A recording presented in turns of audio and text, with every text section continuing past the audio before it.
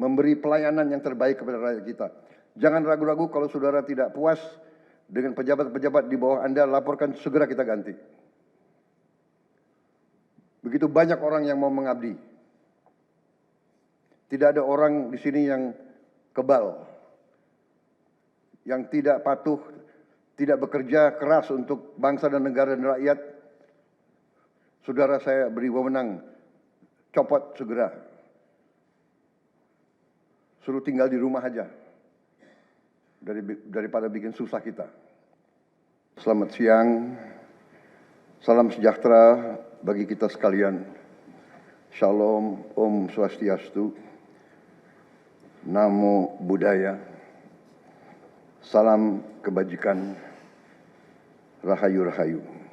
Saudara-saudara sekalian, para anggota Kabinet Merah Putih yang saya hormati dan saya banggakan, Wakil Presiden yang saya hormati, para Menko, Ketua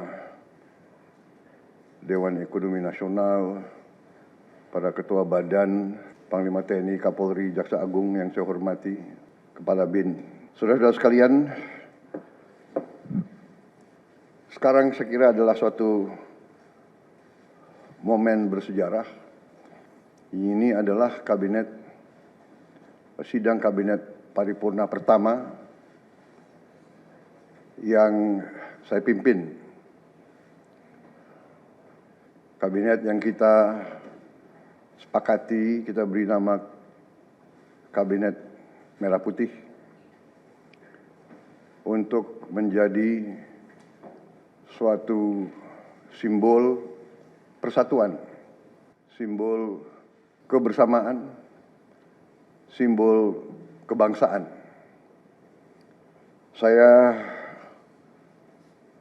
terus-menerus sudah beberapa tahun ini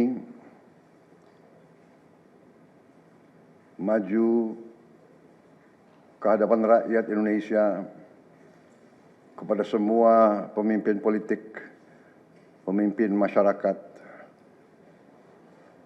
pemimpin agama, pemimpin pengusaha. Saya terus-menerus menekankan pentingnya persatuan. Sumber kunci keberhasilan kebangkitan suatu bangsa dalam sejarah manusia berabad-abad, kuncinya adalah bila elitnya bisa kerjasama, bila elitnya bersatu. Persatuan ini artinya adalah kita bisa sepakati mana adalah kepentingan nasional yang inti, mana adalah kepentingan nasional yang vital bagi kelangsungan hidup bangsa kita. Kita masing-masing punya kepentingan politik masing-masing. Kita masing-masing punya kepentingan kelompok masing-masing. Tapi manakala kita sudah bicara tentang bangsa dan negara, kita harus sepakati kepentingan nasional yang vital. Saya meyakini bahwa kepentingan nasional vital kita tentunya harus kita sepakati adalah kemerdekaan dan keutuhan NKRI, keutuhan Negara Kesatuan Republik Indonesia. Dan untuk menjamin keutuhan dan kelangsungan hidup Negara Kesatuan Republik Indonesia, kita harus dengan handal, dengan cerdik, dengan pandai bisa menjaga dan mengelola kekayaan bangsa kita. Hanya apabila kita bisa menjaga dan mengelola dengan baik semua kekayaan kita, hanya dengan demikian kita bisa memberi pelayanan kepada rakyat kita. Kita bisa memberi kebutuhan hidup rakyat kita. Kita bisa membayar segala keperluan suatu negara modern. Dan di antaranya tentunya adalah menjamin kedaulatan bangsa. Saya ingatkan saudara-saudara sekalian, jangan sampai kita lupa dengan Undang-Undang Dasar kita sendiri, Undang-Undang Dasar 1945, yang jelas dalam pembukaannya tertera tujuan-tujuan nasional kita, di mana tujuan-tujuan nasional kita sangat jelas oleh pendiri-pendiri bangsa kita. Tujuan pertamanya adalah melindungi segenap bangsa Indonesia dan seluruh tumpah darah Indonesia. Ini tujuan nasional yang pertama untuk kita survive. Karena itu kita perlu memikirkan apakah kita sudah cocok atau tidak investasi kita kepada pertahanan bangsa Indonesia. Kedua, tentunya memajukan kesejahteraan umum. Saya katakan berkali-kali bahwa negara yang merdeka, rakyatnya harus merasakan kemerdekaan. Janganlah kita bangga menjadi anggota G20 kalau rakyat kita masih banyak yang miskin, masih banyak yang lapar. Mencerdaskan kehidupan bangsa mutlak. Pendidikan bagi kita adalah prioritas yang sangat tinggi. Saya kira ini terlihat komitmen kita kepada pendidikan.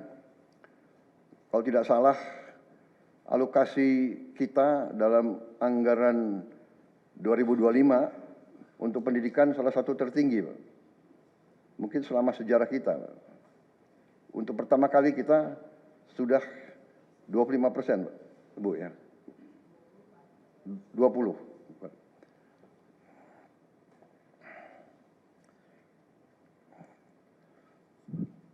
Jadi masalah pendidikan sangat utama. Ya tentunya tujuan nasional keempat kita juga hadir dalam pergolakan ataupun interaksi dunia, di mana kita harus selalu membela kemerdekaan bangsa-bangsa. Dan karena itu, mau tidak mau Indonesia harus kuat. Saudara-saudara sekalian, dalam hal ini semua, ada beberapa penekanan dari saya. Saya paham bahwa kita baru dilantik, saya saja baru 3 hari. Saudara-saudara baru 2 hari dilantik. Dan saudara-saudara, saya persilahkan secepat mungkin, terutama bagi menteri-menteri yang baru, silahkan konsolidasi sendiri, mengatur sendiri secepat mungkin administrasi saudara dan tim saudara di kementerian dan badan masing-masing. Penyusunan tim sangat penting.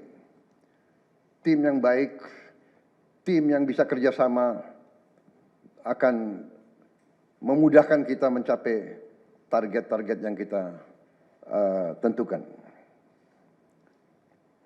Saudara-saudara, saya sangat mengutamakan kerjasama sebagai tim. Untuk itu, dalam waktu dekat, Saya akan mengajak saudara-saudara ke Magelang, di mana kita akan melaksanakan beberapa hari menambah pembekalan. Kemudian kita akan adakan koordinasi di tempat di Magelang, Jawa Tengah, di kawasan Akademi Militer.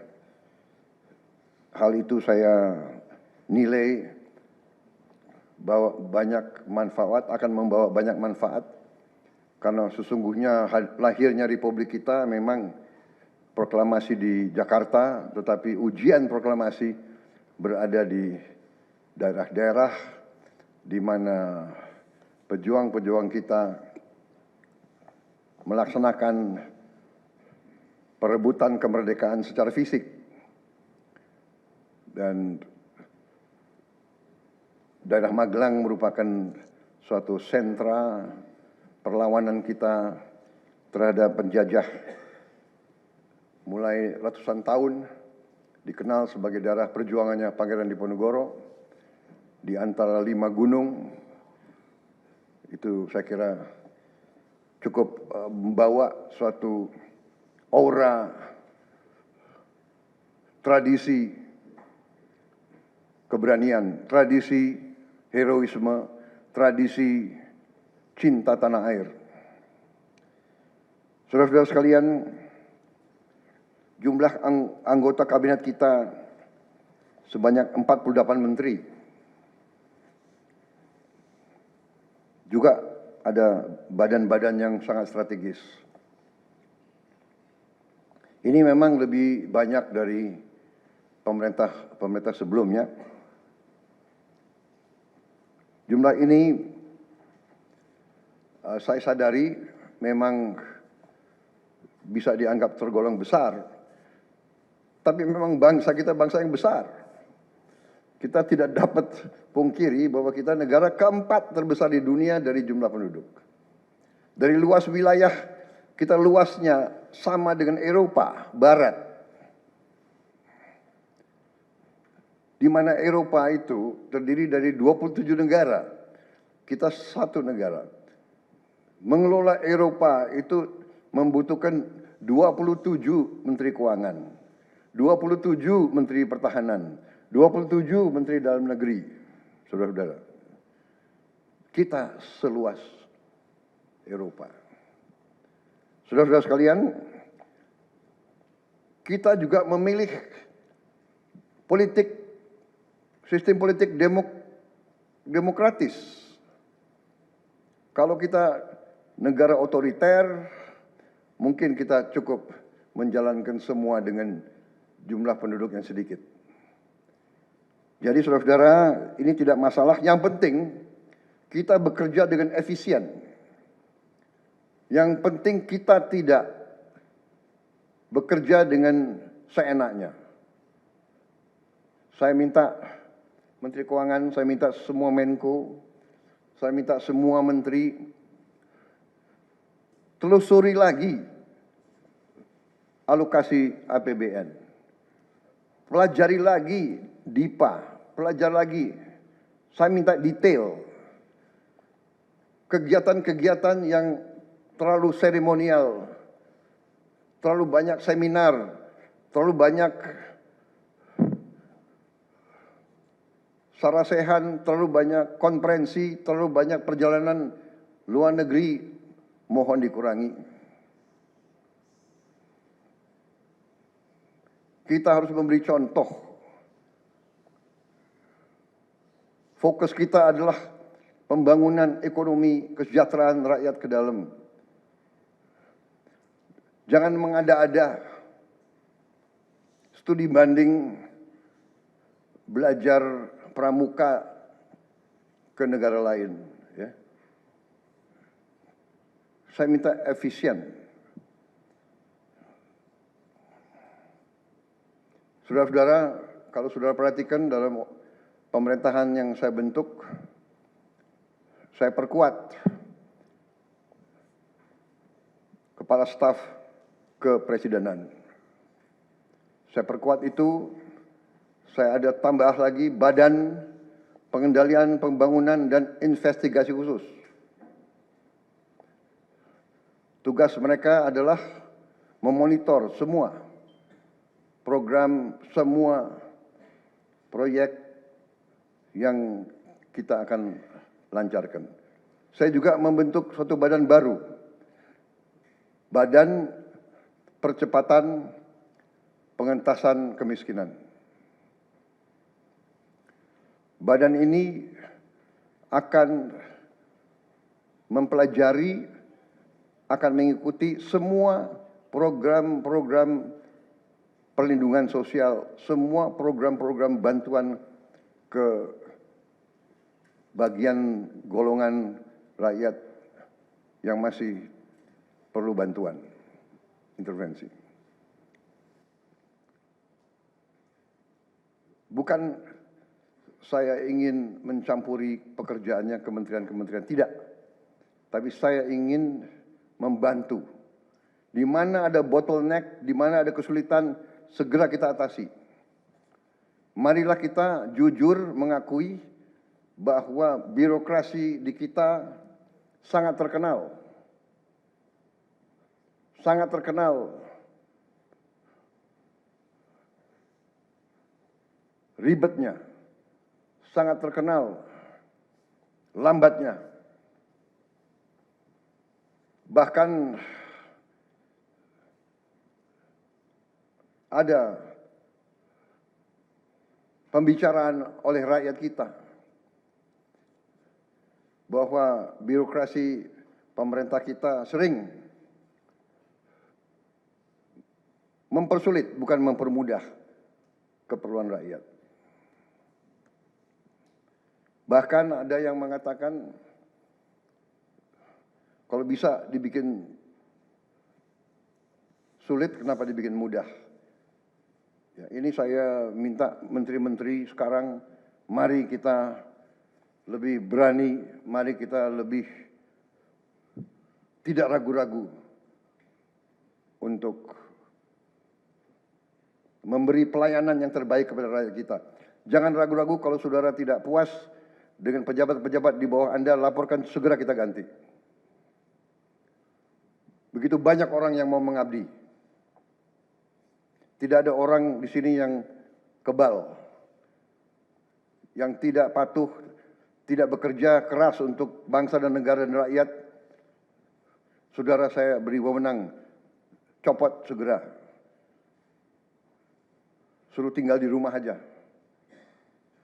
daripada bikin susah kita. Saudara-saudara sekalian, saya kira dalam waktu dekat saudara-saudara akan segera menyiapkan program kerja saudara masing-masing.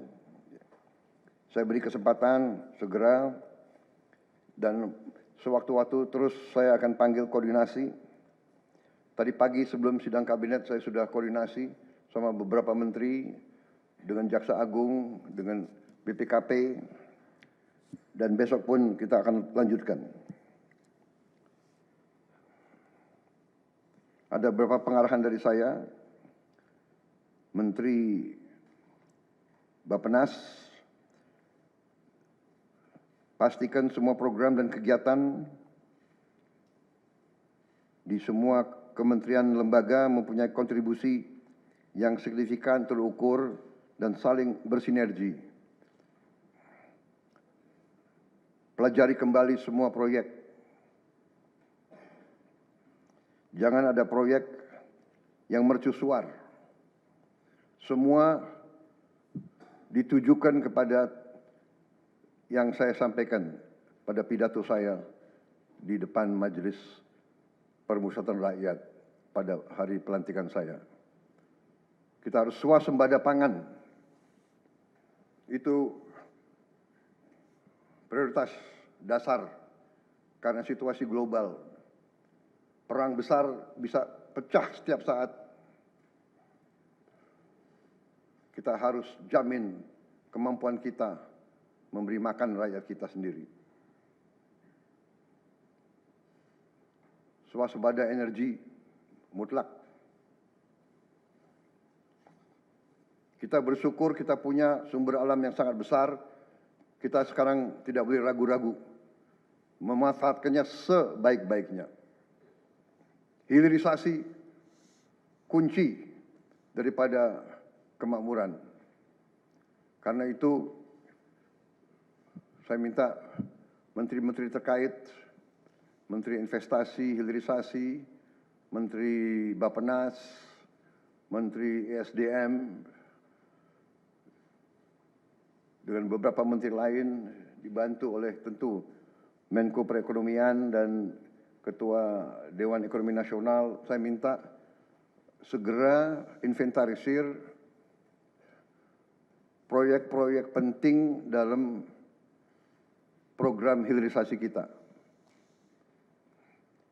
26 komoditas, proyek-proyek yang vital dalam 26 komoditas tersebut yang harus dihilirisasi segera dirumuskan, bikin daftar, dan kita segera untuk mencari dana sehingga kita bisa mulai hilirisasi dalam waktu yang sesingkat-singkatnya. Kemudian program makan bergizi, Kepala Badan Gizi Nasional dan semua KL untuk siapkan, segera kita mulai dengan bergerak cepat, tepat sasaran, terukur, tapi jangan takut dengan kesulitan. Saya masih mendengar beberapa tokoh meragukan kemampuan kita untuk laksanakan itu. Saya tidak katakan bahwa ini bisa selesai dalam 1 minggu, 2 minggu, atau 3 bulan. Tidak ada di antara kita yang punya tongkat Nabi Sulaiman. Tapi kita bisa berhitung, kita bisa mengelola, kita bisa alokasi dana, kita bisa kerahkan sumber daya. Dan kita akan mencapai target yang kita tentukan. Saya hakul yakin, saya pertaruhkan kepemimpinan saya. Bagi saya, makan bergizi untuk anak-anak dan ibu hamil ini adalah strategik. Yang tidak mendukung hal ini, silahkan keluar dari pemerintah yang saya pimpin. Kita satu tim, harus yakin semuanya. Ini bagian daripada rencana kebangkitan bangsa Indonesia. Dan sesudah itu, tentunya yang saya katakan pendidikan sangat mutlak. Saya sudah panggil Menteri Pendidikan Tinggi, Sains dan Teknologi, dan Menteri Pendidikan Dasar Menengah. Kita sudah mempunyai gambaran besar bagaimana kita segera akan menyentuh semua anak-anak kita. Kita akan gunakan teknologi untuk mempercepat membawa pendidikan kepada anak-anak kita. Dan ini sesudah itu tentunya kesehatan juga penting. Demokratisasi yang paling cepat, yang paling dirasakan oleh rakyat adalah pendidikan dan kesehatan. Kalau kita bisa memberi pendidikan yang terbaik untuk anak-anak kita, kesehatan yang memadai untuk seluruh rakyat kita, itu adalah demokrasi yang sebenarnya. Saudara-saudara. Menteri Kesehatan, teruskan reformasi kesehatan, atasi kekurangan dokter dan tenaga kesehatan. Kita punya program khusus, nanti kita bahas tersendiri. Ini semua harus ditopang oleh pertahanan yang kuat, penegakan hukum yang tidak ragu-ragu. Saya minta Jaksa Agung Kapolri, BPKP, Badan Intelijen Negara fokus ancaman yang berat bagi kita, judi online, narkoba, penyelundupan, penyelewengan, korupsi, kebocoran. Hanya dengan penegakan hukum yang tegas dan intelligence yang baik, bukti-bukti yang kuat, bisa kita segera mitigasi hal ini semua.